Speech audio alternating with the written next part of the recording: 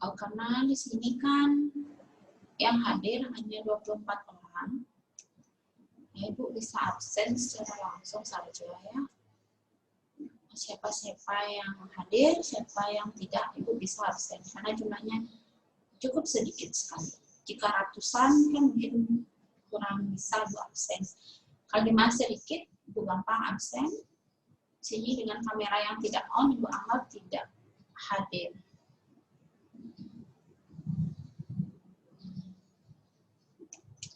Oke, karena sudah waktu, Ibu akan mulai pelajaran agama Hindu dan budi pekerti hari ini. Sebelum pelajaran dimulai, Ibu ucapkan panganjali umat. Om Swastiastu. Semoga hari ini kalian semua masih dalam keadaan sehat, di mana hari ini masih kita dalam situasi pandemi ya. Bahkan mungkin situasi sekarang menurutnya lebih banyak yang terkena virus.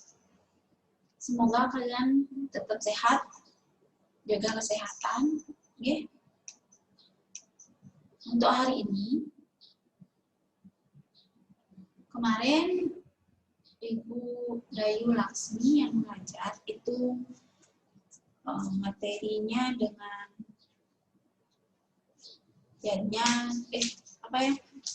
Bakti Sejati dalam Ramayana. Ibu anggap sudah cukup. Oke. Untuk tugas di e-learning, ya, terima kasih telah mengerjakan tugas di e-learning ya. Dan minggu ini Ibu akan berikan ulangan harian di e-learning ya, ditunggu saja. Ibu masih persiapan soal. Dan lagi sebulan kalian sudah UTS. Seperti itu. Untuk pertemuan hari ini kita masuk ke materi bab 2, yaitu keluarga Sukinah.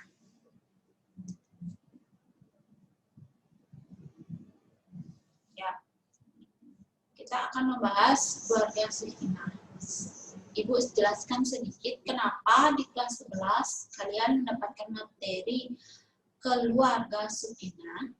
Di sini kita akan bertemu dengan materi penjelasan atau hakikat dari apa itu keluarga Sukinah, apa itu pawiwahan, bagaimana prosesi dari pawiwahan itu sendiri.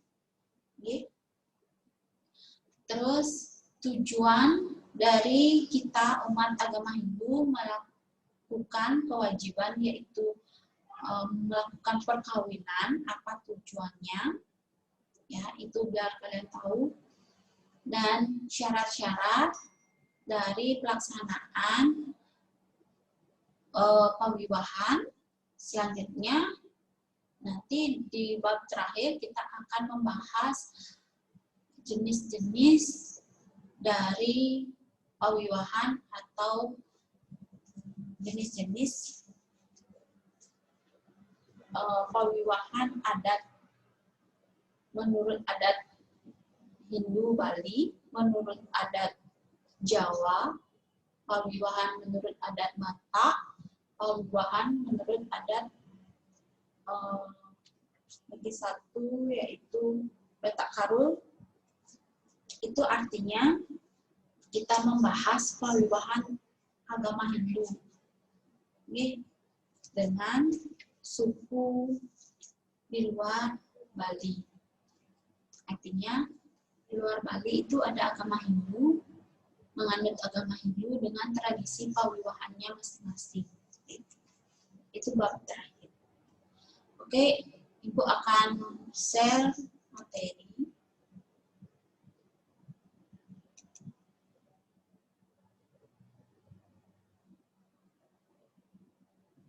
Yang baru bergabung, silakan di-on-kan kameranya.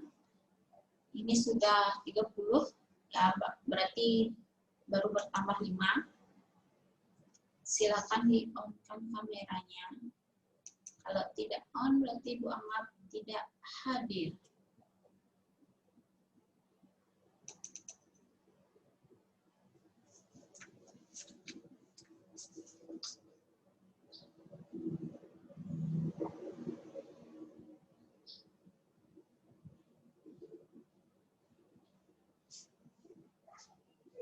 Oke, sebelum kita masuk ke materi, ada beberapa gambar yang Ibu akan perlihatkan. Nah, di sini siapa yang bisa menjawab gambar apakah ini?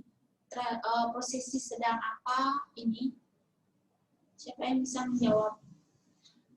Ibu, pastikan kalian biasa pernah melihat tradisi prosesi dari kegiatan pawiwahan di desa kalian masing-masing. Memang berbeda-beda, tetapi makna artinya sama ya. Ini gambar yang pertama, ini tentang apa?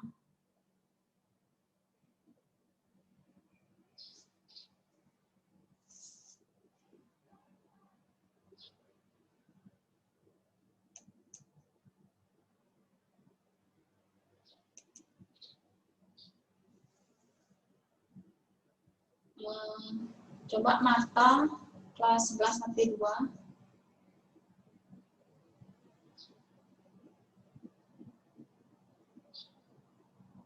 Ini gambar tentang apa?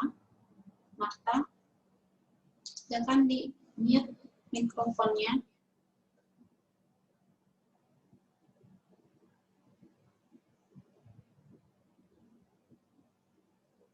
Apa ini, Marta? Coba di mute mikrofonnya, Marta.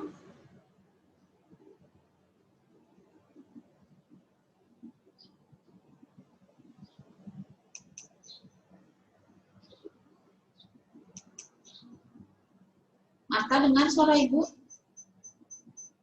11 AP2.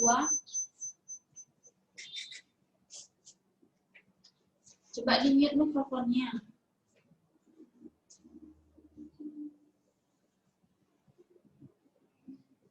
Yang lain yang mau menjawab silakan. Ya, Dewayu Purnama.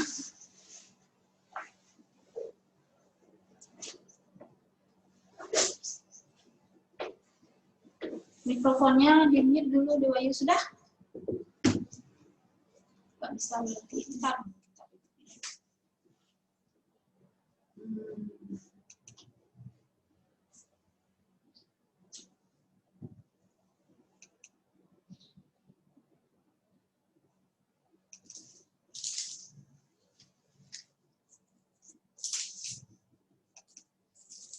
Sudah? Dewayu udah bisa?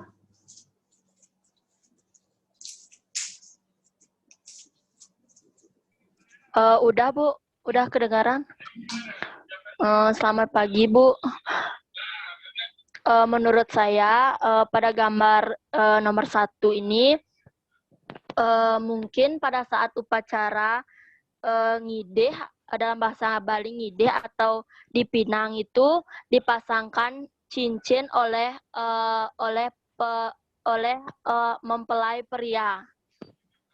Ya. Benar sekali, Dewayu, terima kasih. Yes. Ya. Benar sekali, Dewayu, ini adalah prosesi ngideh untuk bahasa Bali. Bahasa Indonesia-nya meminang. Ya, meminang. Mempelai perempuan. Nah, ini adalah prosesi, kalau kita katakan, untuk pawiwahan itu tidak ada ukuran batasan. Ketika kita mampu, prosesi yang seperti apapun hewannya itu boleh dilaksanakan. Ya, ini satu jenis mungkin datang dari ngideh atau meminang, itu pulang atau dibawa ke rumah yang laki-laki, atau sebaliknya setelah prosesi pawiwahan itu setelah mobil kale Lalu ada yang namanya prosesi munye, itu bisa juga ini dikatakan seperti prosesi seperti itu, menggunakan kereta ya. Kalau zaman sekarang mungkin rumahnya jauh bawa mobil gitu ya. Ini mungkin prosesi munye. Nah, selanjutnya yang ini adalah kegiatan ketika prosesi sembahyang menjelang atau mau melaksanakan upacara makalan-kalan. Okay. Ini sebelum upacara makalan-kalan tuh natap, natap di natah rumah, ya halaman rumah, ya sebelum kita boleh masuk ke areal merajam. Ya, nah kita harus sembahyang dulu sebelum prosesi makalan-kalan. Nanti Ibu akan jelaskan beberapa jenis prosesi makalan-kalan. Yang sebelahnya lagi itu adalah pepegat. Ya, memutuskan benang. Itu nanti ada makna dan artinya juga. Oke. Nah, ini prosesinya adalah kalau udah bawa sok ya atau keben, itu artinya prosesnya adalah mendagang-dagangan atau sok dagangan seperti itu ya. Yang di dalamnya ada berbagai macam jenis, ada uang kepeng, ada kunyit, terus ada namanya kain, terus beras ya, terus ada kelapa. Itu kebutuhan sehari-hari. Oke, itu sedikit Ibu perkenalkan tentang awiwahan. Oke. Nah, ini setelah prosesi makalan-kalan yang natap di natah tadi, itu lanjut ke prosesi natap di balai dangin. Oke. Nah, prosesi ini sebenarnya seperti natap kita setiap 6 bulan sekali. Ya. Nah, ketika prosesi makalan-kalan itu sudah dilakukan, prosesi makalan-kalan ini sudah dilakukan, ya, kita sudah sah menjadi suami istri. Ini berarti posisi yang paling terpenting. Itu. Nah, tapi kalau kalian lihat di masyarakat, biasanya kan isi natap di balai dangin. Kok sekarang kedua mempelai atau keluarga ini nggak ada yang natap di balai dangin? Itu tidak masalah. Ya, itu tidak masalah karena sah atau tidaknya prosesi pernikahan itu sudah dilakukan ketika prosesi makalan-kalan dilaksanakan. Seperti itu. Ya, itu sedikit tidaknya penjelasannya. Jadi, natap di balai dangin ini boleh dilakukan, boleh tidak dilakukan. Seperti itu. Okay.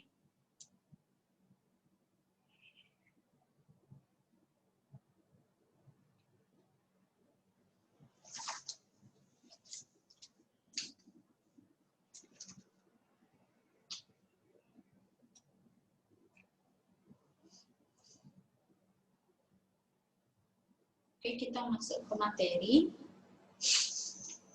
Materi yang akan kita bahas yaitu keluarga Supinah menurut agama Hindu. Bagi yang punya buku paket, silakan dibuka buku paketnya. Nih.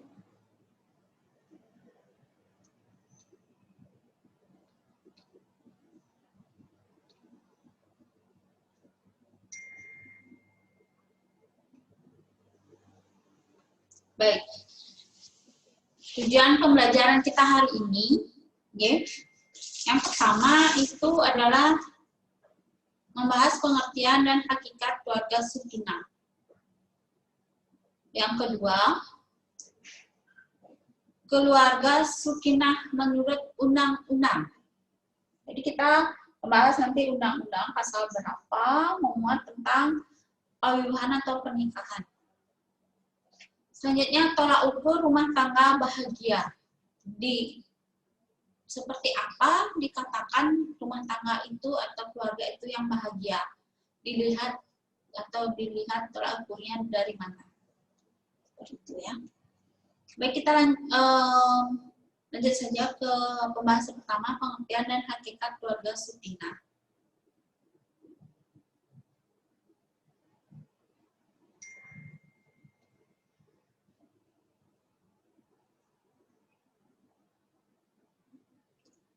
Oke.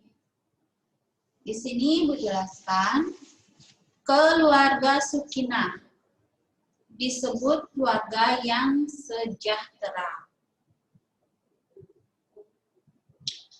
Kata keluarga itu berasal dari bahasa Sanskerta, dari urat kata pula atau pula, yang artinya abadi atau hamba. Dan warga artinya jalinan atau ikatan pengabdian. Ya, jadi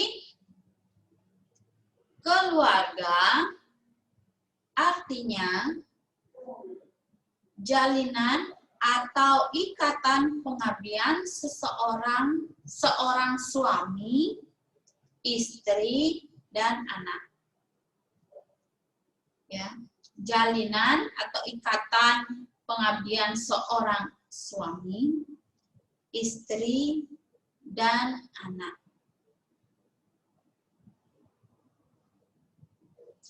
Sedangkan kata sejahtera, ya, yang berarti segala kebutuhan lahir dan batin. Segala kebutuhan lahir dan batin, rohani maupun jasmani. Ya, itu arti kata keluarga dan sejahtera. Sudah?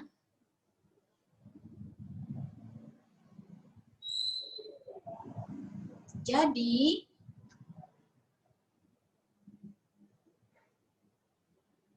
pengertian keluarga sejahtera atau sakinah, menurut pandangan Hindu adalah terpenuhnya kebutuhan hidup jasmani dan rohani, hidup dalam suasana berkecukupan, selaras, serasi, dan seimbang sesuai swadharma atau kewajiban masing-masing.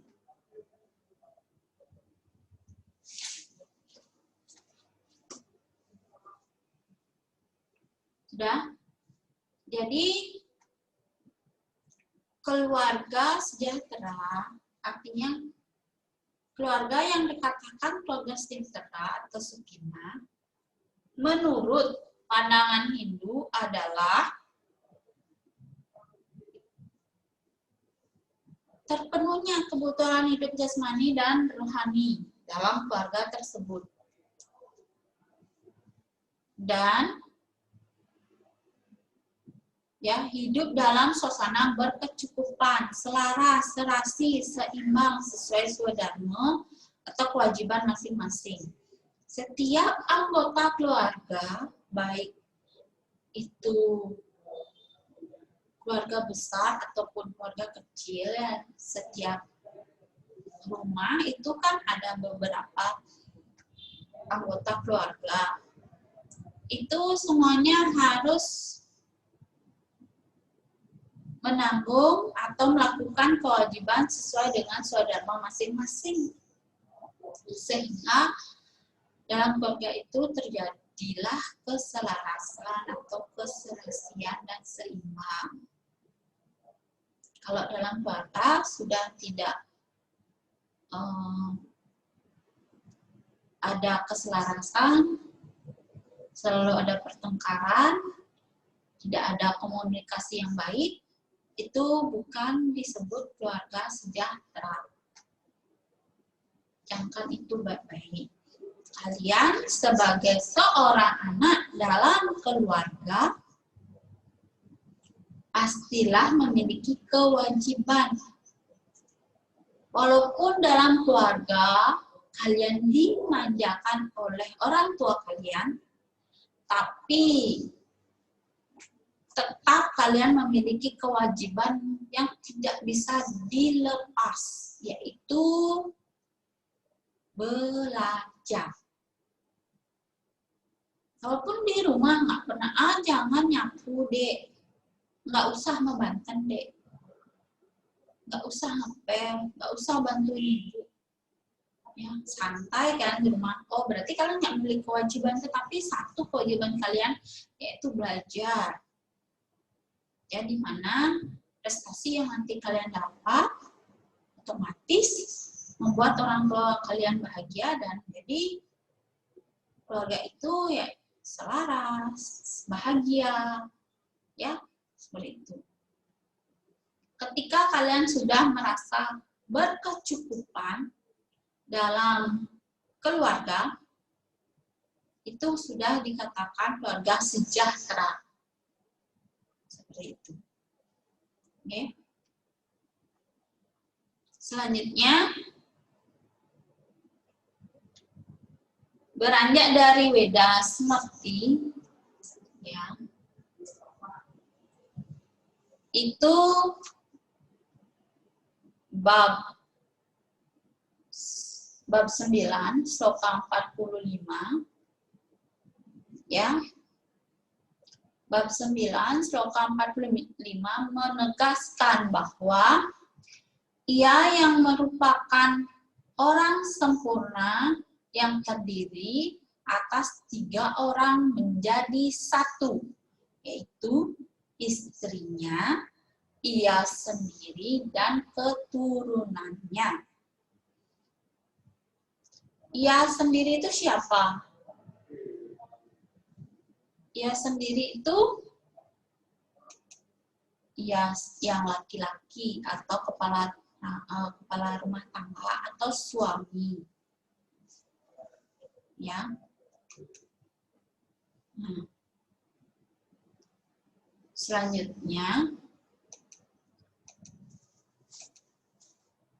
begitu pula dikatakan tidak ada bedanya sama sekali antara Dewi Sri atau Dewi Kemakmuran dengan istri di rumah yang dikawinkan dengan tujuan untuk mempunyai keturunan, membawa kebahagiaan, dan layak dipuja sebagai pelita rumah tangga. Itu terdapat atau termuat dalam Weda Smrti bab 9 sloka 26. Jadi dijelaskan di sana ketika seseorang laki-laki menikahi seorang wanita, dalam agama Hindu tujuannya yang pertama adalah membina rumah tangga dan kedua harus memiliki keturunan. Ya. Jadi dalam agama Hindu wanita itu wajib memiliki keturunan. Ya. Kenapa? Ada yang tahu di sini kenapa wanita atau dalam keluarga itu wajib memiliki keturunan untuk apa? Ada yang ingin menjawab? Ayo raise hand aja. Yang sudah bergabung lagi 7 orang, silakan on kameranya. Kalau tidak on berarti ibu anggap tidak absen atau tidak masuk. Oke? Siapa ini? Anak Agung Ria. Sudah ibu. Oke. Menurut saya, kenapa kita wajib untuk memiliki keturunan agar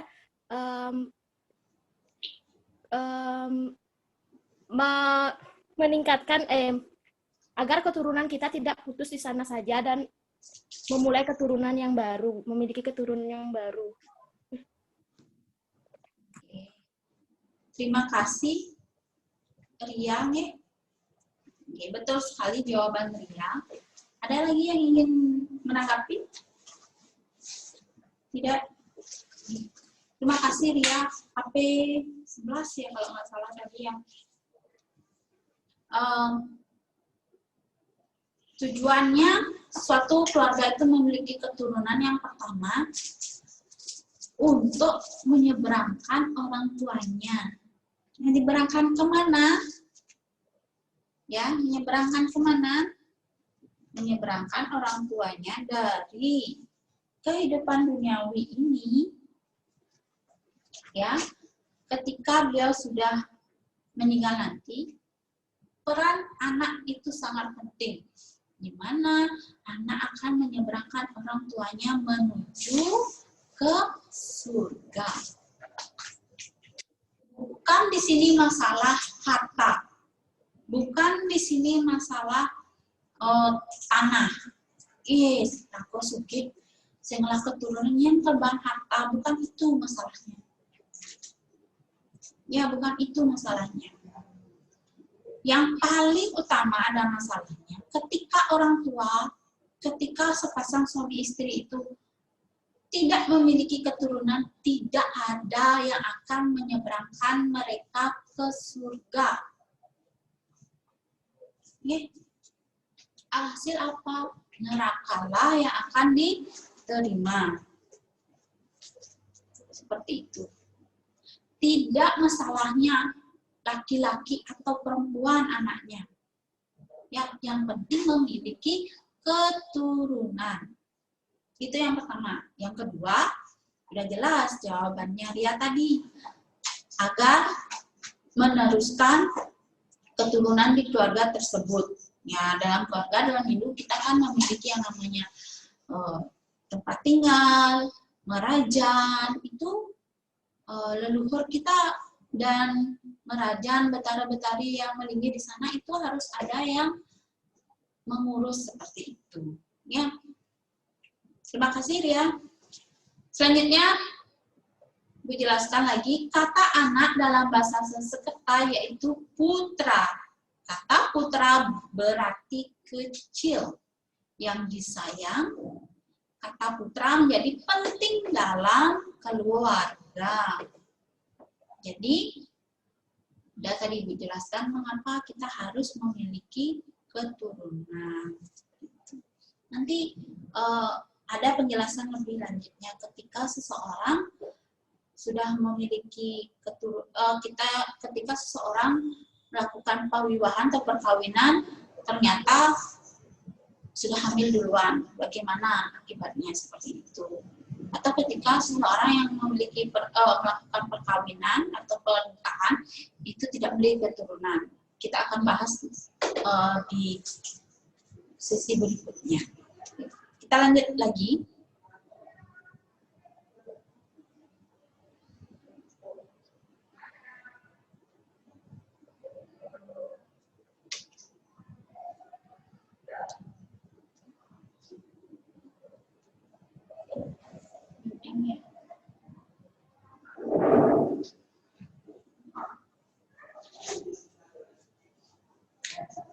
Sebenarnya ada sedikit kesalahan loading.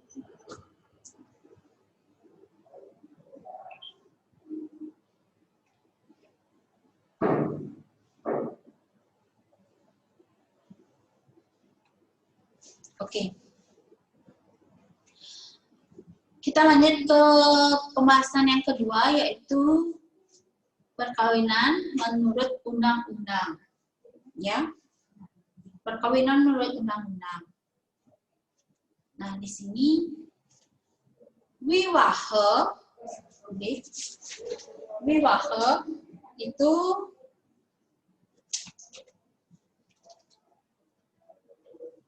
wiwaha merupakan istilah dalam agama Hindunya adalah perkawinan. Ya. Penting sekali dalam rangka melestarikan dan menerapkan ajaran Weda. Ya, jadi wiwaha itu penting sekali untuk melestarikan dan menerapkan ajaran Weda. Ya, sebab tujuan utama dari wiwaha adalah untuk melanjutkan keturunan. Jadi tujuan utamanya adalah melanjutkan keturunan. Sudah tadi kita jelaskan. Yang seperti apa keturunannya? Keturunan yang suputra sebagai generasi penerus untuk melanjutkan ajaran Weda. Nih. Dalam perkawinan diatur pasal atau Undang-Undang Nomor 1 Tahun 1974, silakan dicatat, Pasal 1 dan Undang-Undang Nomor 1 Tahun 1974 Pasal 2. Itu yang memuat perkawinan atau pewiwahan. Untuk sementara ini belum berubah pasalnya, ya.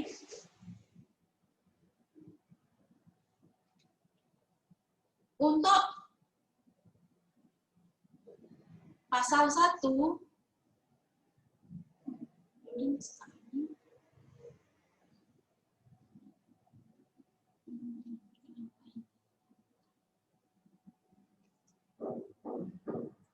untuk pasal 1 Undang-Undang Nomor 1, ya, menurut Undang-Undang Nomor 1 Tahun 1974 Pasal 1 atau Nomor 1, perkawinan adalah ikatan lahir batin antara seorang pria dengan seorang wanita sebagai suami istri dengan tujuan membentuk keluarga yang bahagia dan kekal berdasarkan atas ketuhanan yang Maha Esa. Okay.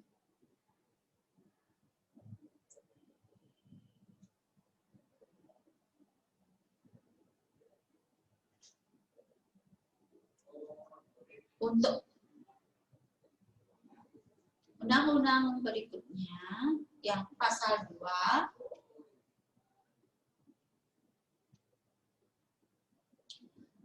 menurut Undang-Undang Nomor 1 Tahun 1974 Pasal 2, perkawinan adalah sah apabila dilakukan menurut hukum masing-masing agama dan kepercayaan.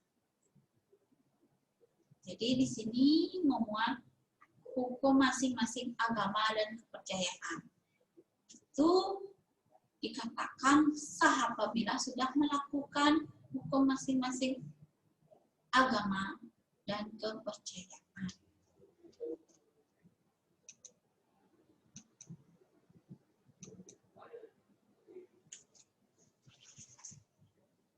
Sudah jelas pasal 1 dan pasal 2.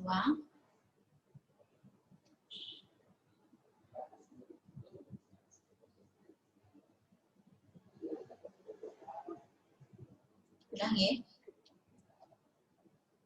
Jadi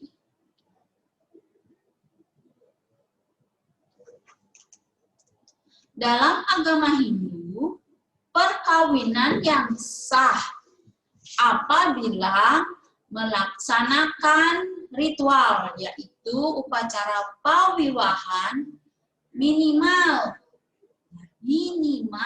melaksanakan upacara makalan-kalan atau bilkala.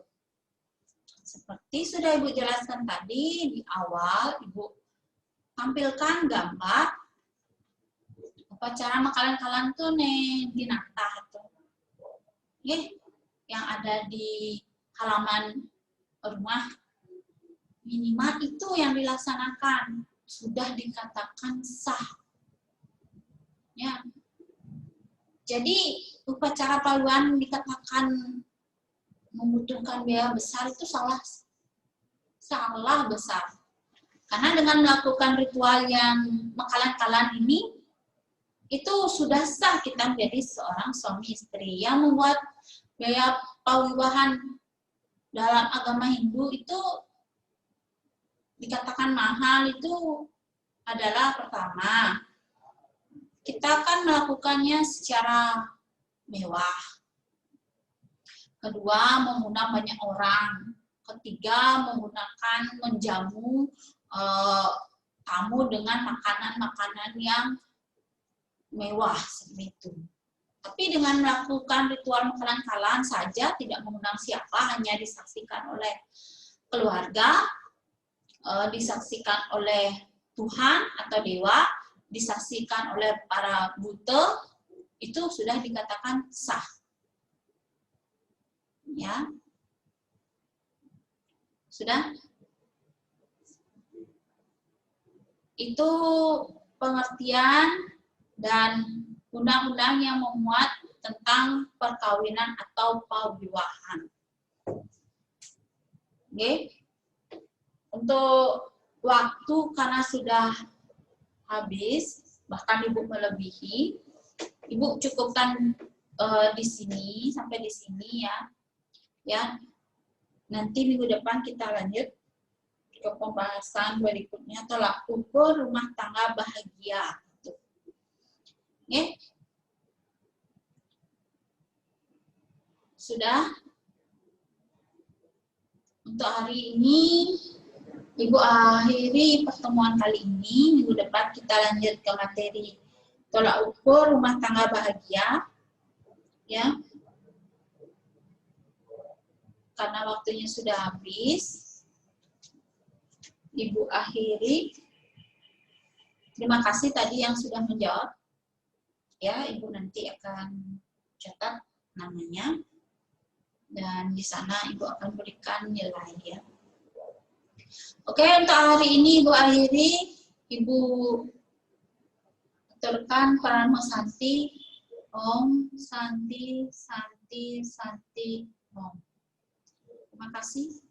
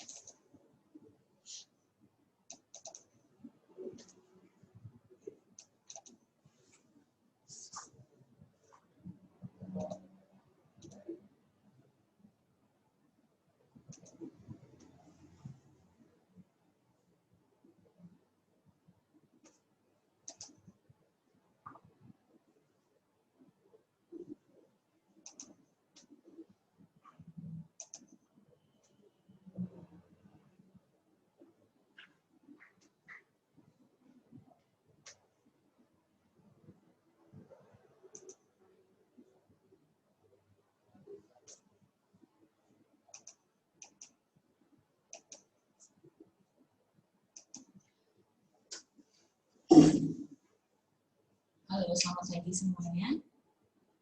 Untuk hari ini pelajaran reservasi kelas 11 diisi oleh saya sendiri, Bu Titin, yang sebelumnya diisi oleh Bu Mariantini.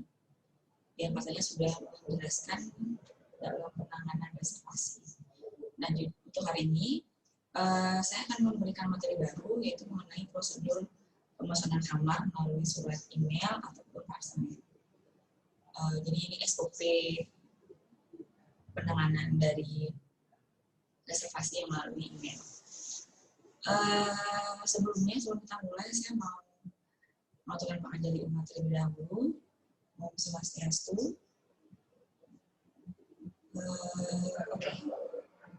Nah, sebenarnya untuk pemesanan kamar itu kan memang bisa dilakukan melalui media apapun. Contohnya seperti telepon ataupun email ini, atau juga fax email. Yang biasanya yang sering dilakukan oleh tamu atau calon tamu itu adalah melalui telepon ataupun email. Dan untuk hari ini saya menjelaskan yang melalui email ataupun fax email. Jadi antara email dan fax email itu mereka hampir sama, cuma bedanya itu hanya medianya saja. Kalau email itu kan dia melalui media email ataupun komputer. Kalau fax email itu dia melalui mesin faxnya sendiri. Dan saya rasa surat untuk hari untuk zaman sekarang juga kayaknya sudah jarang menggunakan surat ini. Oke, jadi yang pertama, poin pertama. Oke, tentunya kita harus membuka surat ataupun memeriksa email ataupun membuka email kalau misalnya ada notice kalau ada email masuk jika memang tamunya melalui email. Dan untuk yang melalui mesin fax itu kita harus print out karena biasanya kalau ada fax yang masuk itu lampu dari mesin fax itu akan kedip. Jadi itu harus kita print out karena tidak bisa dibaca tanpa ada print out terlebih dahulu. Beda hanya dengan email. Kalau email kan hanya kita buka saja.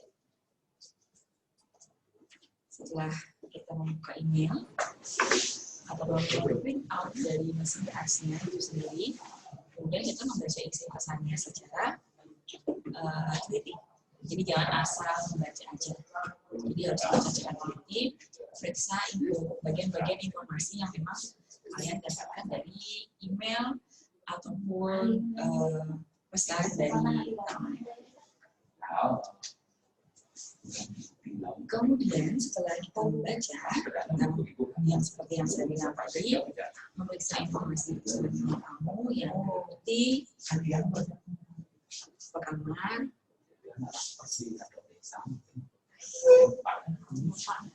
Oke, jadi ketika kita memeriksa informasinya, yang pertama kali harus kita periksa dengan teliti yaitu adalah kamar apa yang dipesan tamunya, kemudian jumlah kamar yang dipesan itu berapa, tanggal kedatangan, tanggal keberangkatan, ataupun lamanya dia pindah.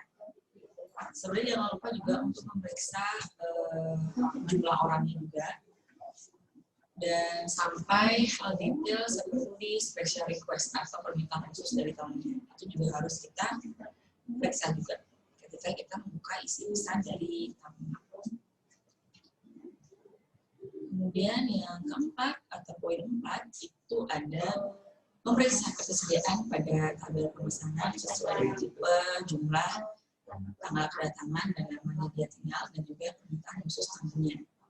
Misal dia permintaan khususnya dia kamarnya itu ingin yang non-smoking room, bisa, dan juga views-nya. Jadi kita sesuaikan dengan tipe kamarnya seperti itu ketika kita memeriksa ketersediaan kamarnya, atau ketika kita memeriksa tabel pesanannya. Kira-kira ada nggak sih jenis kamar yang dipesan itu ketika tanggal dia check-in ataupun selama dia akan tinggal di hotel itu. Jadi itu juga sesuaikan. Itu sangat penting sekali. Jadi kita cek dulu ketersediaan kamarnya, baru kita bisa membalas email dari tamu. Jadi kalau lewat email itu lebih mudah karena kita bisa memeriksa secara detail ataupun bisa membaca secara belahan informasinya. Beda halnya dengan yang melalui telepon. Untuk melalui telepon itu nanti baru selanjutnya baru akan melalui telepon. Jadi sekarang untuk yang sekarang itu kita melalui email. Jadi kalau lewat email itu lebih gampang lah kita memeriksa. Jadi agak lebih santai. Kemudian setelah kita memeriksa ketersediaan kamarnya, jika memang kamarnya tersedia, kita melakukan pengisian informasi ke dalam reservation form. Jadi mengisi informasi ini sesuai dengan isi pesan yang dikirimkan oleh tamunya.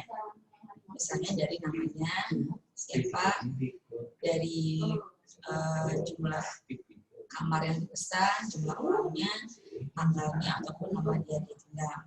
Kita langsung isi ke bagian reservation form itu jika kamarnya tersedia. Nah, jika kamarnya tidak tersedia, ya kita menambahkan pilihan yang lainnya. Jadi ketika kita membalas email tamunya, kita menawarkan pilihan yang lainnya. Kalau misalnya kamarnya tidak tersedia. Sebelumnya, ketika kamarnya sudah tersedia, kita kan mengisi reservation form nih, mengisi formnya yang poin 5.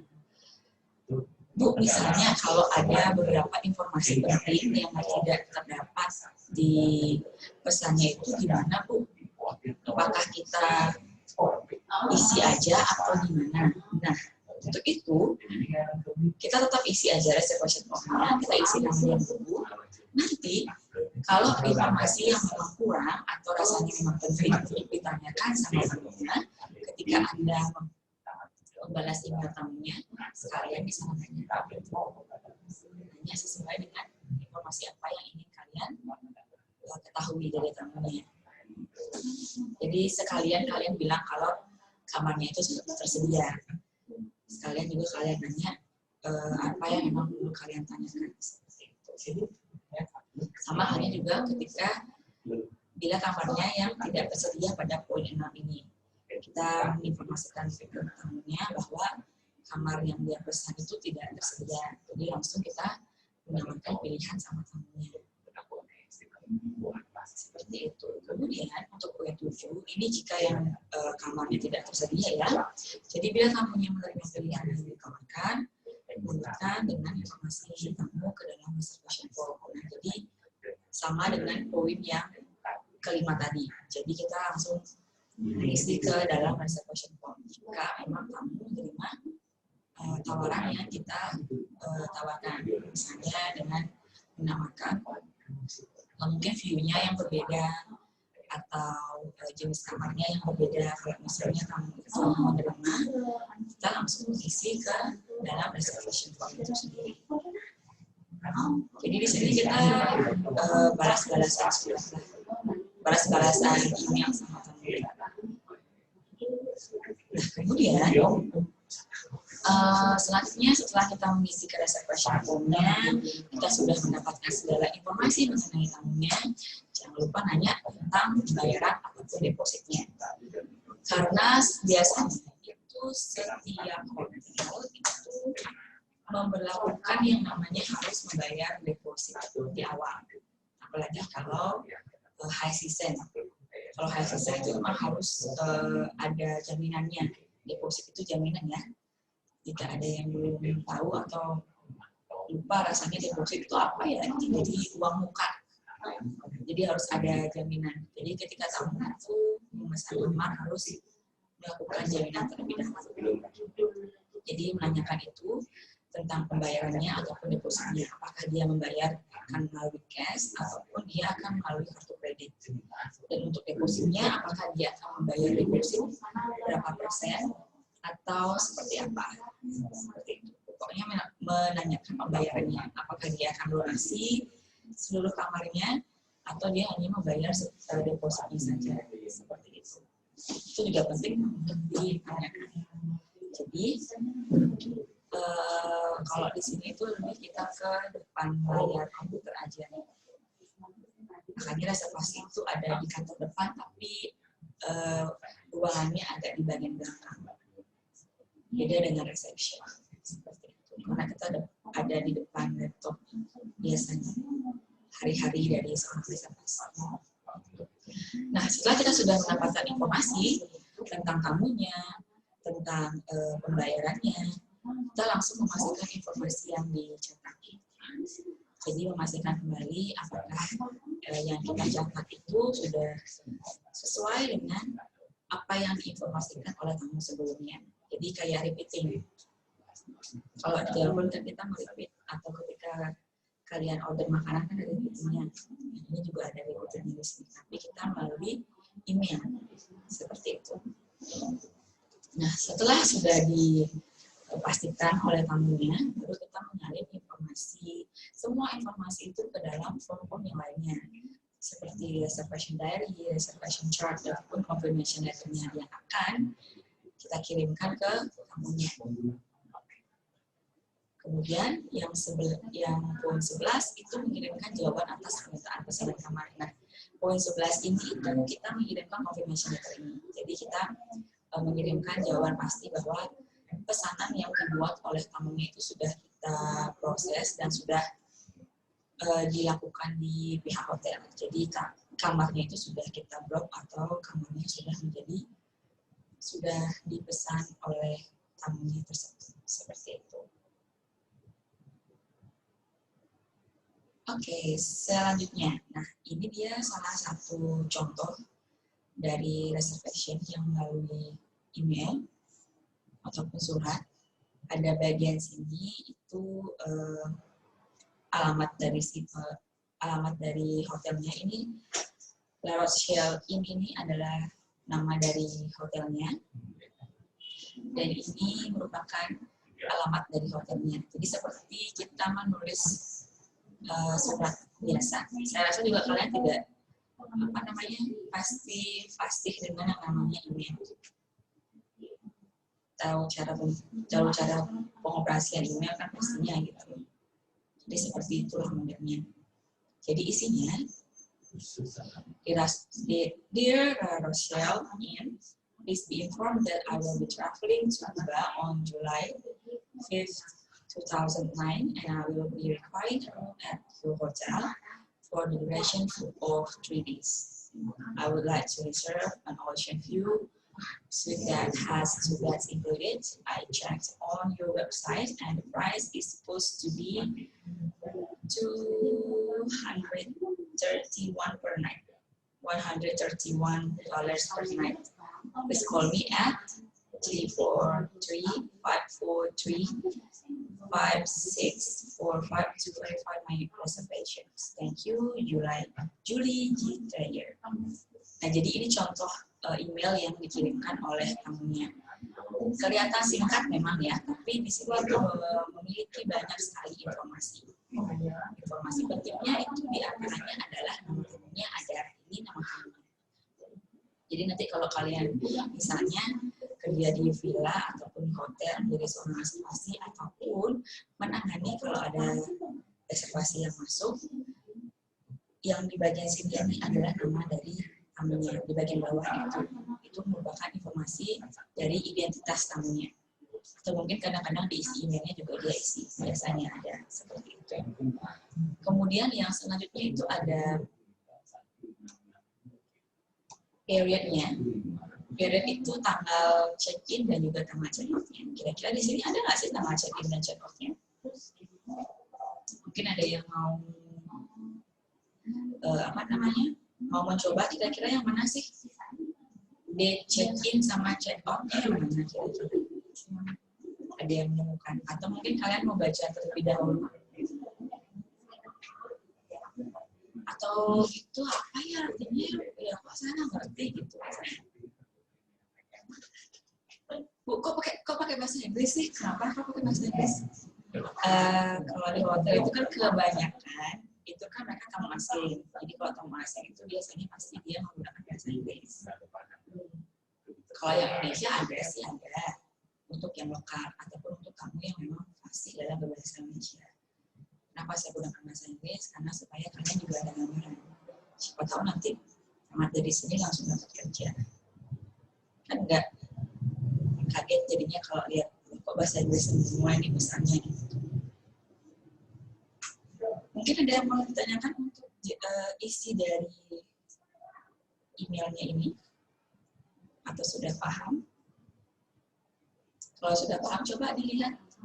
Kira-kira periodnya itu yang mana sih? Date of check-in sama check-out-nya yang mana? You can write shortly.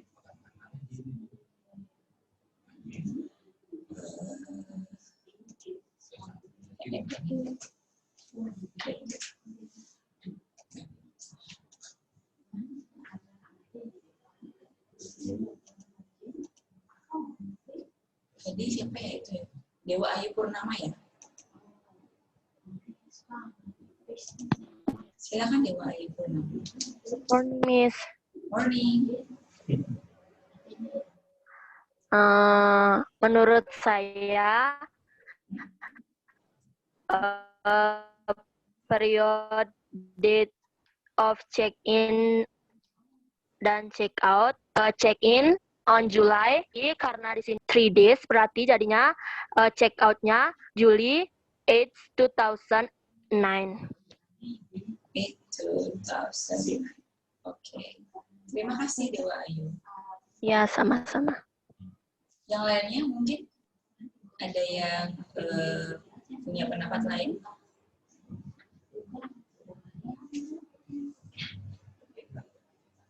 Mungkin ada yang bisa tanggal segitu sih.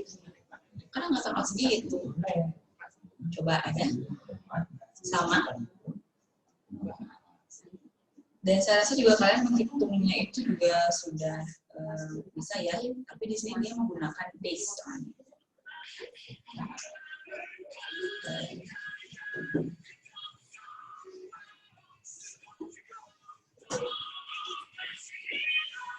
Sebentar ya.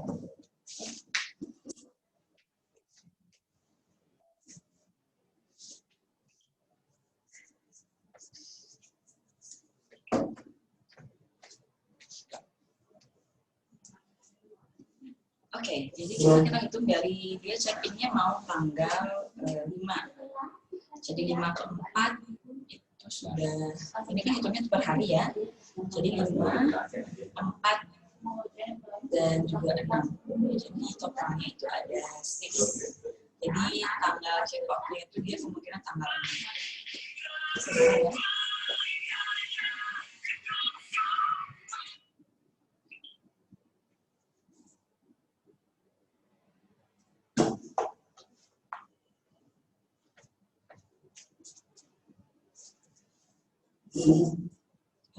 Maaf ya.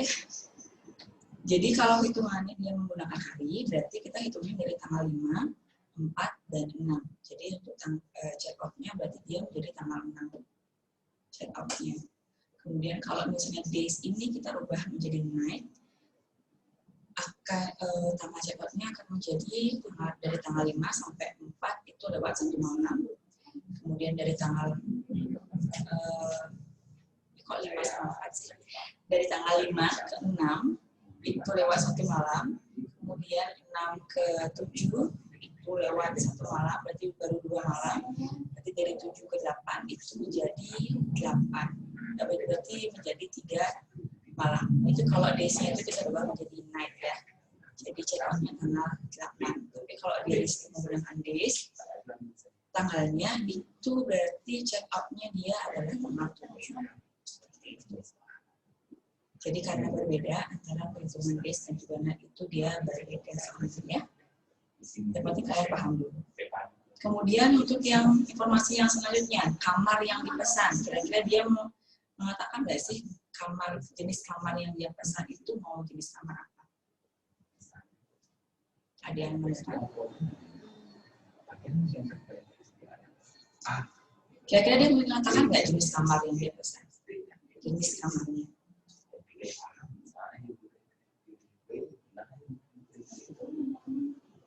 Ketemu jenis kamarnya? Agak sedikit ambil memang di sini. Kita lihat di bagian sini. I would like to reserve an ocean view. Jadi dia menginginkan memesan view yang ocean, view lautan. dengan jenis kamar suite. Jadi suite ini jenis kamarnya ya. Jadi dia memesan jenis kamar yang suite dengan ocean view. Itu jenis kamar yang dipesan oleh dia. Kemudian untuk jumlah orangnya, apakah di sini dia mengatakan ada jumlah orangnya?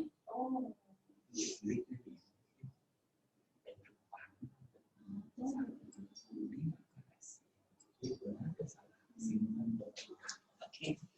Di sini dia memang tidak mengatakan dia dengan siapa ataupun dengan berapa orang akan menginapnya, tapi dia memesan yang khas bed.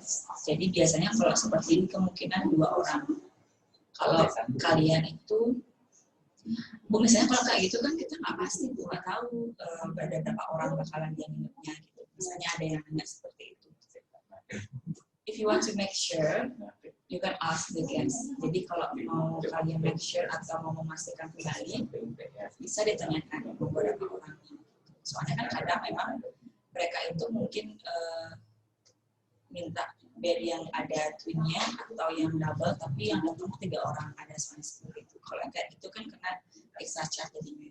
Jadi kalau kalian ingin memastikan kembali ada berapa orang, bisa ditanyakan ketika kalian membalas pesan dari email seperti itu. Jadi di sana boleh kalian tanyakan apa yang memang perlu kalian tanyakan seperti itu, atau yang perlu kalian pastikan untuk oleh tamunya seperti itu. Kemudian untuk special request atau permintaan khusus dari tamu. Kira-kira yang mana termasuk permintaan khusus? Permintaan khusus itu meliputi di luar dari jenis kamar. Kalau jenis kamar suite, jenis kamar bilas, jenis kamar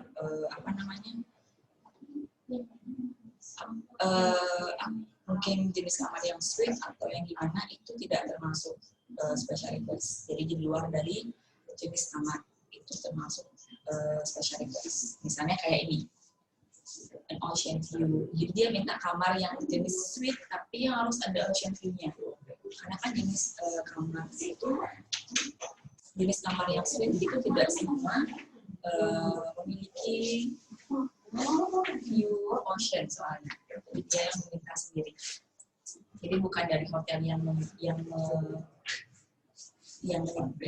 yang ngasih kamar yang ocean view-nya. Jadi harus tamu yang sendiri bilang. Itu baru termasuk special request. Di luar dari jenis kamar yang besar. Misalnya termasuk breakfast yang ingin, termasuk juga jam breakfast yang ingin dimajukan ataupun dimundur, ataupun jenis breakfast yang seperti apa itu juga termasuk special request juga. Hal-hal kecil seperti itu. Itu termasuk dari special request. Jadi yang ini, itu special request-nya adalah yang ocean view. Kemudian masalah pembayaran. Kira-kira di sini ada masih mengatakan masalah pembayaran. Oke, dia di sini hanya mengatakan tentang harga kamarnya aja. Jadi untuk pembayaran dia tidak ada menjelaskan di sini dia mau bayarnya menggunakan apa ataupun dia ingin membayar deposit atau enggaknya. Nah, untuk itu, untuk poin yang terakhir ini perlu kalian tanyakan. Jadi pembayaran perlu kalian tanyakan. Kalau tadi jumlah orang itu boleh juga ditanyakan untuk make sure juga. Jadi ketika Anda mendapatkan email seperti ini, jangan lupa baca secara detail dari emailnya itu dan cari informasi penting yang sesuai dengan list yang ada di sebelahnya. Itu biasanya informasi penting yang harus kalian ketahui dari tamunya. Jadi kalau salah satu dari informasi ini tidak ada dalam emailnya, perlu kalian tanyakan ketika kalian membalas emailnya ini. Seperti itu aja sih. Jadi kalau dari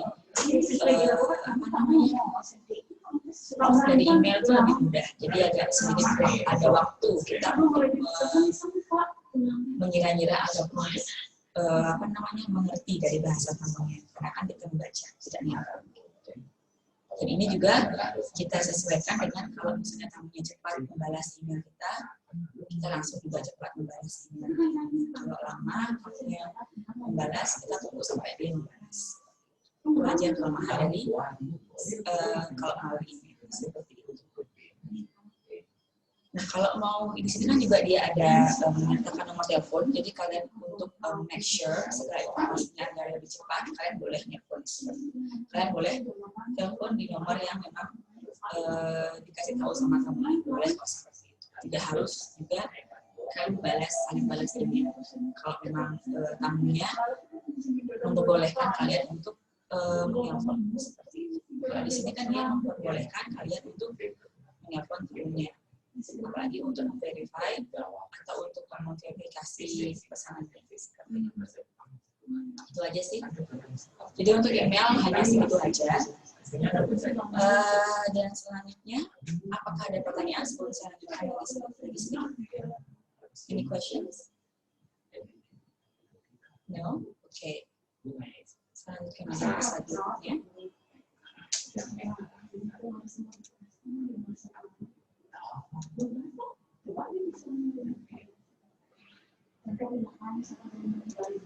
Nah, ini dia jenis-jenis dari permintaan khusus tamunya yang saya bilang tadi, atau special request-nya.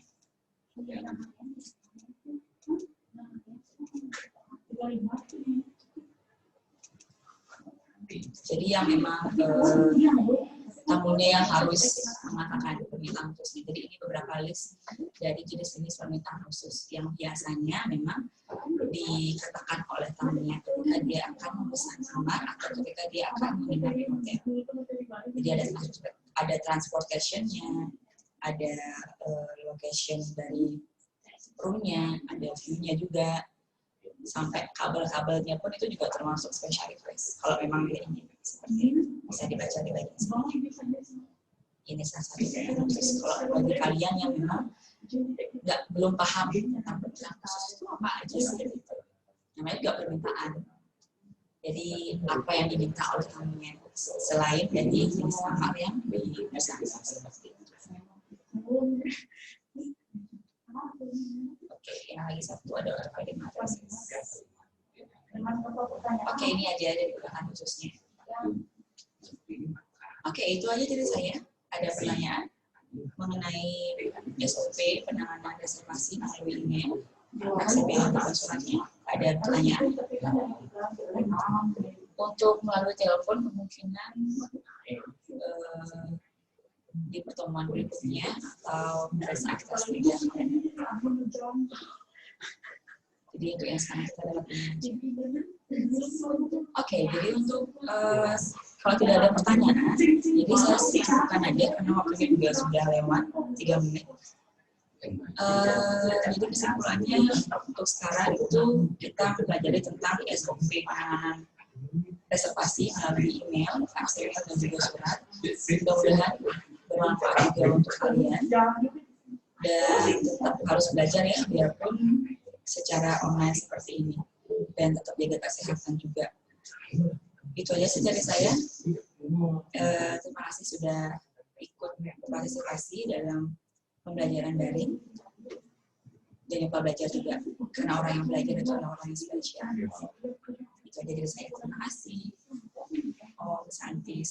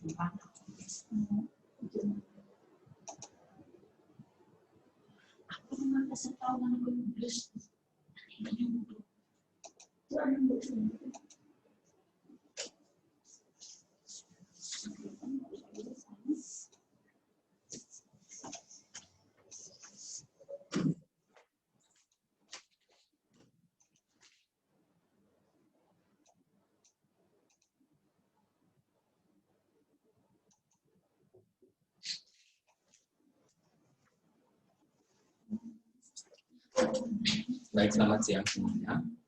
Minasan konnichiwa. Sesuai dengan pengumumannya kemarin ya, Pak sudah kasih tahu walinya karena ada penukaran jadwal untuk PPKM nanti di hari Kamis.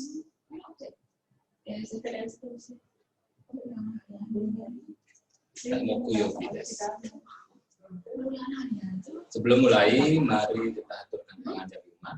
Om Swastiastu.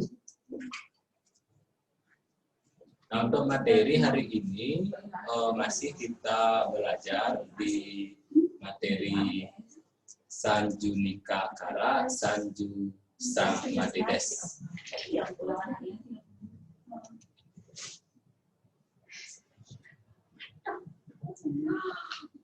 Kiki Maska, Cahyanisa, awak Kiki Maska, Sarna, Cahyanisa.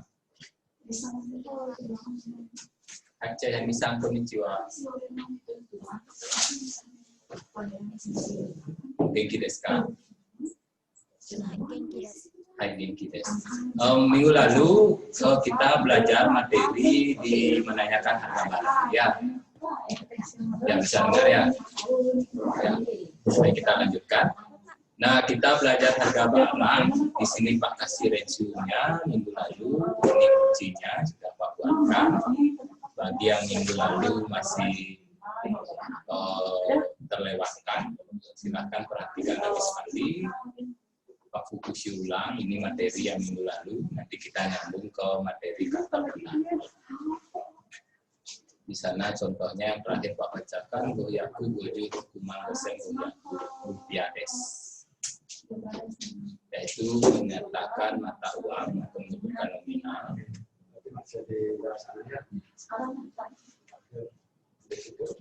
Segini. Berikutnya kita masuk ke kata tujuh benda. Pak fokus ini ulang ya. Masuk ke kata tujuh benda. Di sana ada kono, sono, ano, kure, suri, ari. Nah, kono, sono, ano, dan kure, suri, ari itu sama untuk menunjukkan benda ya. Contohnya sudah ada di bawah. Ano kutsua rokumang rupiades. Kono kabangwa jugumang rupiades. Nah, ini artinya kalian sudah paham karena kita sudah bahas minggu lalu. Sambil mereview ulang atau kubusyu, ada yang ditanyakan, bisa mungkin minggu lalu terlalu tepat Pak menjelaskan atau kalian kurang memahami, bisa ditanyakan. Karena ini kita belajar berpola ya, membuat pola kalimat. Nanti bisa digunakan di kelas 12 untuk buat karangan.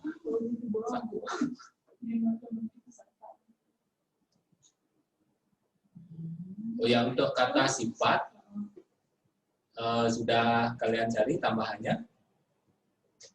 Untuk kata sifat yang Pak kasih tahu kemarin. Kata sifat ada 2, tipe I, kyoshi, to. Nah, kyoshi desu. Itu ada 2, tipe I dan tipe na. Tambahannya kalian cari di Google atau ada yang WA ya, hampir sudah berapa hari, 5 hari ini.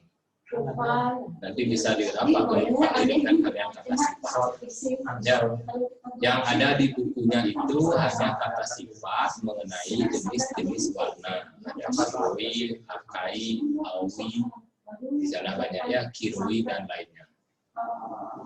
Nah, untuk kata sifat seperti mahal, takai, oki, cisai, dan lainnya itu silahkan cari di Google-nya atau nanti Pak kirimkan di WA kalian. Mungkin ketua kelasnya aja sampai nanti kirim di grupnya.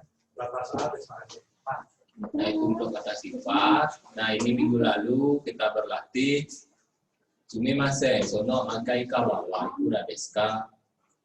5 rupiah desu. Ya, sore o kudasai. So desu ka? Sumimasen, matakimasu. Sudah? Artinya sudah paham materinya ini? Sebelum Pak lanjut ke materi hari ini.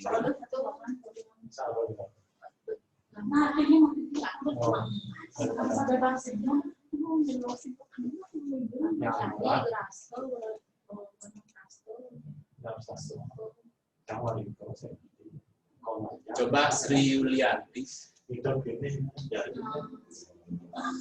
Iya, Pak. Ya, ini warna deska Indonesia dalam bahasa Indonesia artinya. Dibaca dulu, Pak.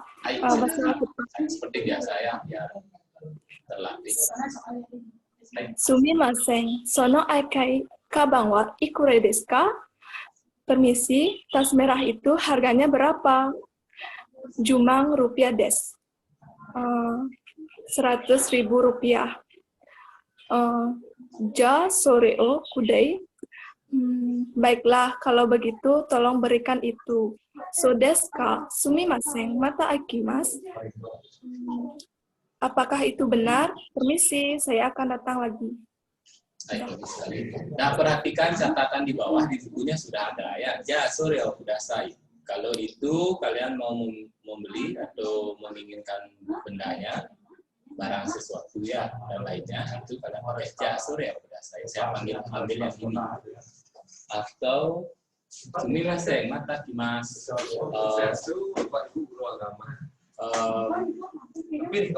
Maaf, lain kali ya. Mata kimas saya datang lagi.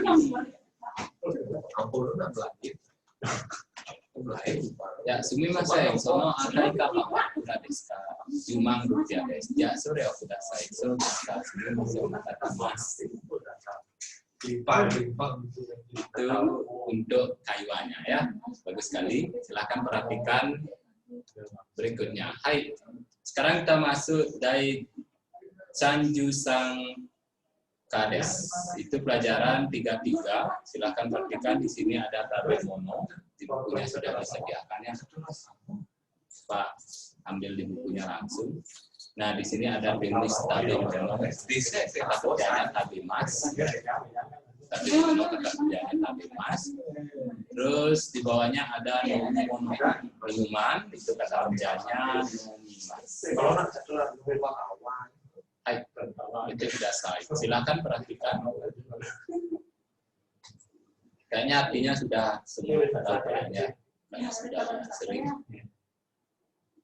Sana ada nasi goreng, mie goreng, ayam goreng, mie bakso. Shitamo nomi mono ga arimasu. Tora, ocha jusu. Nah, yang Pak tekankan di sini, perhatikan huruf Jepangnya. Ada yang memakai kata kanto, tergantung penggunaannya yang mana. Kalau yang di luar bahasa Jepang asli, apa seperti nasi goreng, mie goreng, ayam goreng itu kan makanan luar ya, selain Jepang. Itu kalian memakai kata-kata.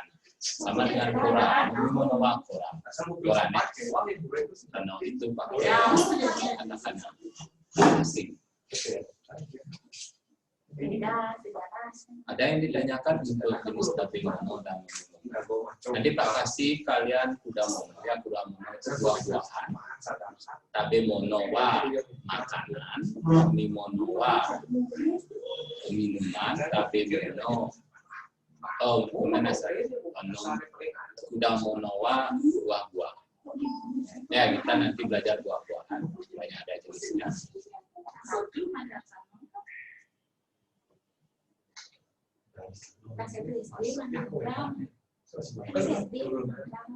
Ada yang ditanyakan untuk jenis makanan, kata kerjanya tabimas, dan untuk jenis minuman kata kerjanya nomimas, nomu dan tabiru.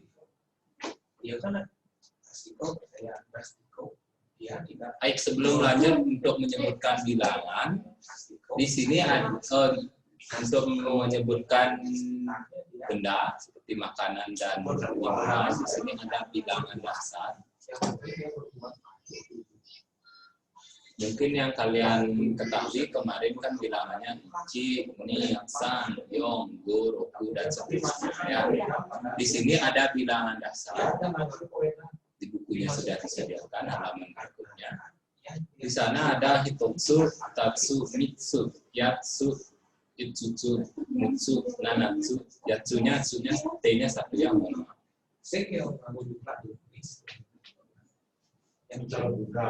Itsutsu, mutsu, nanatsu, yatsu, okonotsu, to.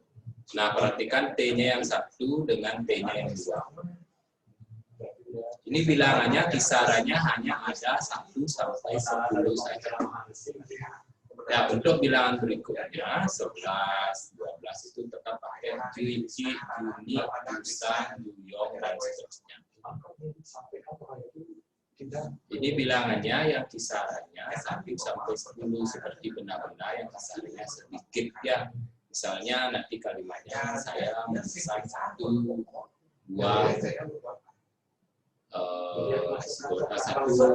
nasi goreng, 1 minuman apa gitu misalnya.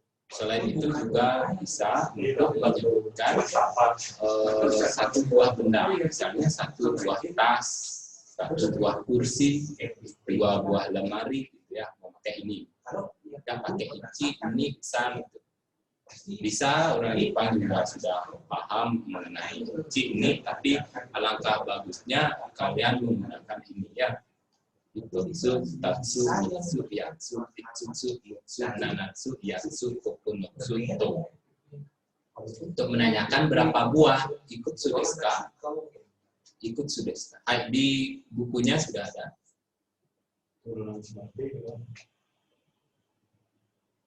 Bisa dilihat Dimaska. Ikutsu desu ka artinya berapa buah, ikutsu ga arimasu ada berapa ya. Stano semua, di bawahnya ada re no contoh pertanyaannya.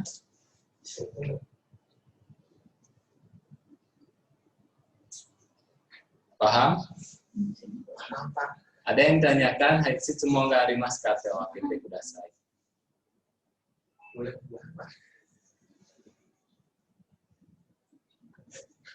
Hai dewa yukuna masa desu ka? Desu ka? Iya, Pak.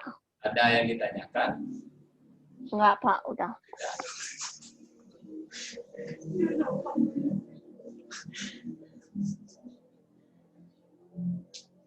Nah, ini bilangan dasar digunakan untuk menyebutkan, karena kita belajar sekarang menyatakan pemesanan makanan. Ayo kita masuk pola kalimat.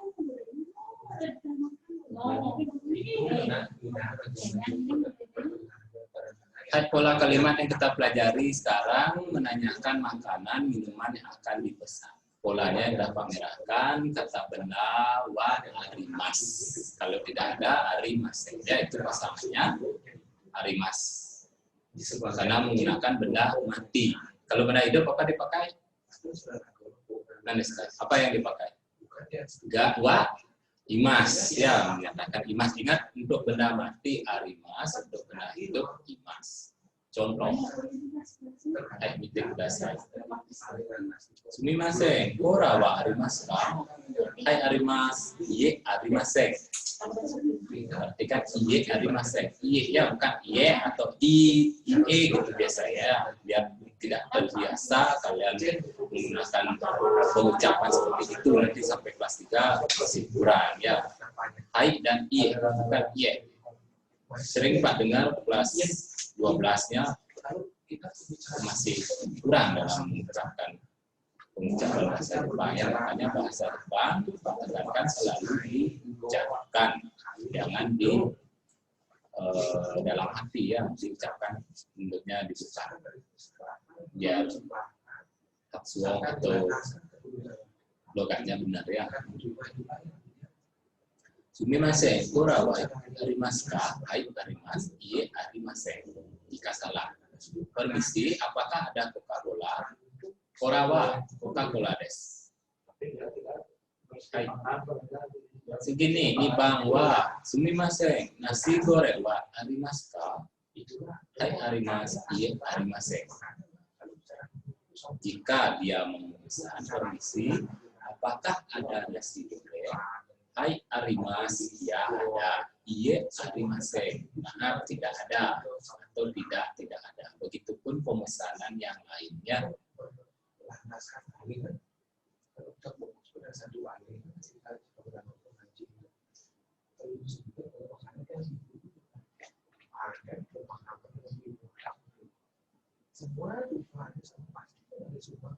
Sudah?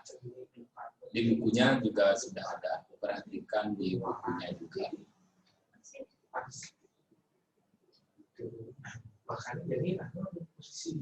Baik, berikutnya kita lanjut.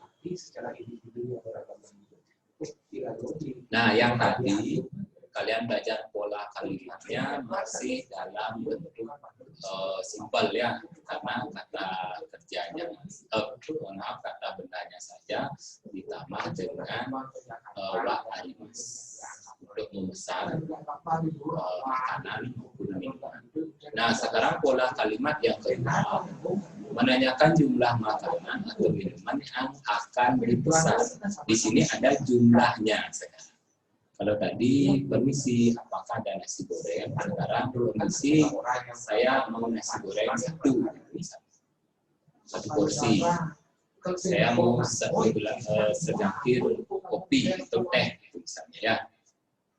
Pola kalimatnya kata benda jumlah ditambah kudasai. Kudasai itu silakan. Dalam arti dasarnya silakan. Nah, untuk di sini ada partikel o, perhatikan partikel o untuk menyatakan keterangan objek. Partikel o untuk menyatakan keterangan objek dalam kalimat bahasa Jepang. Kalau partikel wa untuk subjek, sekarang partikel o-nya untuk menyatakan keterangan objek di suatu kalimat. Selain o untuk menjelaskan objek, ada juga untuk menambahkan arti kata biar lebih sopan ya. Misalnya nama onamaewa. Onamaewa. Biasanya kan namaewa nandeska, siapa namanya? Sekarang onamaewa nandeska untuk lebih menghaluskan pengucapannya ya. Makna dalam pertanyaannya. Tapi tidak semua memakai o ya, tergantung pola kalimatnya seperti apa. Nah, sekarang perhatikan contoh. Di sini sudah Pak buatkan 4 contoh. Seperti biasa, silakan dengan melihat pola kalimat yang sebelumnya. Kalimat yang sebelumnya tadi. Nah, ini kata benda wa arimasu. Sekarang kita masuk kata benda o jumlah kudasai. Nah, di sini sudah Pak buatkan.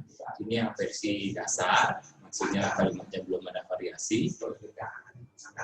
Nah, berikutnya di sini ada pola kalimat yang sudah divariasikan dengan jumlah satuan bilang tadi ya, dan totsu, tatsu, mitsu, yatsu, kotonitsu, dan lain-lain.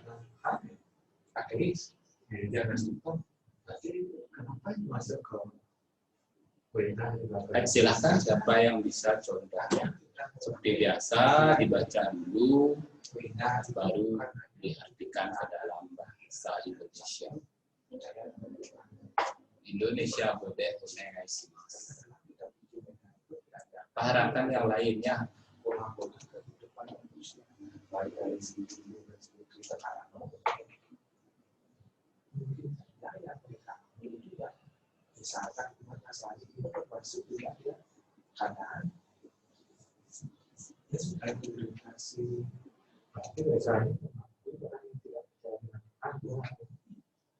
Dewa Ayu Purnama. Satu aja ya Pak, atau semuanya? Boleh. Kalau bisa semuanya silakan. Ya. Nomor 1, Ichi sumimasen korao hitotsu kudasai. Artinya permisi. Satu kola silahkan. Benar gitu Pak? Ya Pak, kembali ke atas tadi, secara dasarnya kudasai itu memang artinya silahkan. Ya. Silahkan orang. Nanti kalian kelas 13 belajar kudasai ya, silahkan di sini, silahkan di sini pakai bentuk T. Ya, kalian belum. Nanti kelas 12 belajar T kudasai, misalnya KBT kudasai silakan. Tetapi kalau di sini kalimatnya biar kelihatan bagus bagaimana? Kudasai itu dia bilang kan dia yang tolong apa? Bagus sekali ya. Secara umum atau secara kasarnya tolong itu dalam bahasa Jepang onegaishimasu. Bukan secara kasar, tetapi secara arti yang sebenarnya tolong itu onegaishimasu. Tapi di sini polanya kalian yang meminta. Ya, sumimasen, korao hitotsu kudasai, pakai kudasai. Sebenarnya tolong itu di bahasa Jepangnya onegaishimasu itu tulisannya. Onegaishimasu, onegaishimasu, tolong, kalau kudasai, silahkan. Dozo kudasai, silahkan. Kalau di sini sumimasen, korao hitotsu kudasai. Permisi, tolong 1 buah Coca-Cola ya. Terus berarti ini ya. Hitotsu 1 buah Coca-Cola ya. Sumimasen, korao hitotsu kudasai. Silakan saya itu 1 Coca-Cola. Ceritanya kan kalian menanyakan jumlah makanan yang akan besar. Baik, begini berikutnya. Lagi Pak, nomor 2 ya. Dewa Ayunya bisa, silakan. Ni sumimasen nasi goreng o putatsu kudasai. Artinya permisi, tolong 2 buah nasi goreng. Nasi goreng o putatsu kudasai. Silakan, permisi. Saya mau order atau saya tolong nasi goreng 2 ya. Ini Dewa Ayunya mau pesan. Ya. Sambawa nomor 3. San jushu o mitsu kudasai. Artinya tolong 3 buah jus. Saigowa terakhir Dewa Ayunya. Pak, tapi yang nomor 3 sakana itu apa ya? Ya, nomor 4 ya. Iya. Sakanawa ikan. Ikan. Baik. Ya. Yon ayam goreng to sakana o hitotsu kudasai. Artinya ayam goreng dan ikan, tolong 1 buah ayam goreng dan ikan. To itu dan ya bagus sekali. Ya. Yang lain Pak harapkan ingat praktikal to untuk objek, to artinya dan. Ya. Baik, perhatikan di bukunya, kembali lagi di bukunya, di sana sudah ada percakapan. Di sini Pak yakin kalian sudah memahami dengan kalimat yang tadi Pak bacakan. Ini jika jawabannya ada, kalian memakai ini. Jika jawabannya tidak ada, kalian memakai ini. Ingat catatan di bawahnya ada ya. Dari ketik saya Pak, itu ada catatan jika ada kosakata yang tidak kalian amati.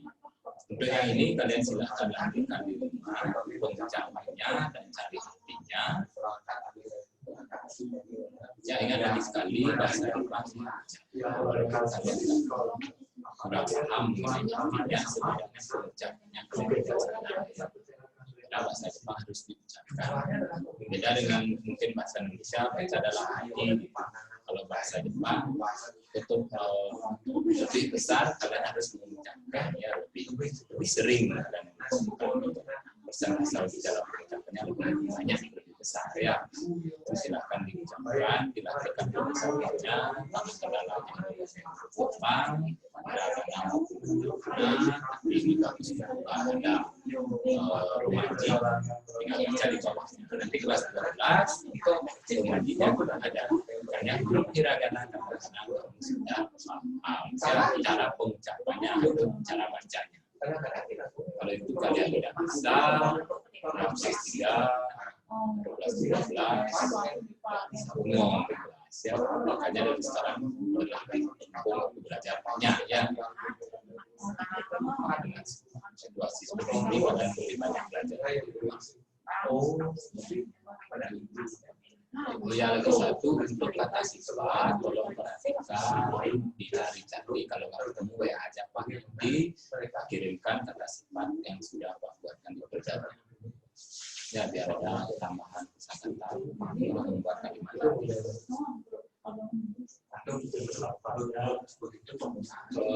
Hari ini ada yang ditanyakan materi hari ini ada karena waktunya.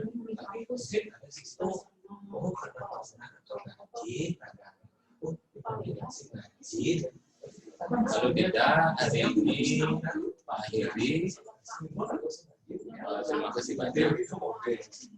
Harapkan kalian lebih antusias dalam belajar sama bahasa Jepangnya, meningkatkan dalam kalimat, dan situasi seperti ini. Ingat nanti untuk hari Kamis, PPKN-nya pindah ya, jam 10. Baik, karena tidak ada yang ditanyakan dari ini Pak Heri, terima kasih banyak. Saya tutup dengan para Santi. Om Santi Santi Santi. Sayonara.